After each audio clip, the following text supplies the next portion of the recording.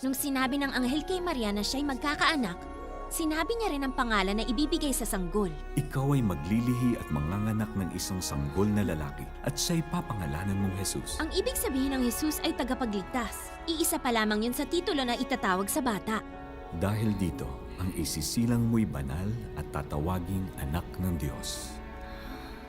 Dahil ang batang ito na mula sa angkan ni David, ugat ni Jesse, Abraham, Isaac at Jacob, ay di lang basta bata o hari. Siyang tagapagligtas, kaligtasan at ang pinakapresensya ng Diyos.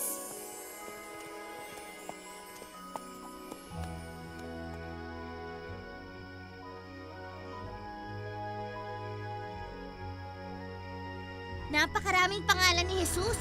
Babanggitin sa superverse ngayon ng iba doon. Isaiah 9:6. Para sa atin ipinanganak ang bata, sa atin ibinigay ang anak. At ang pamamahala ay nasa kanyang balikat. At siya ay tatawaging kahanga-hanga, tagapayo, makapangyarihang Diyos, walang hanggang Ama, prinsipe ng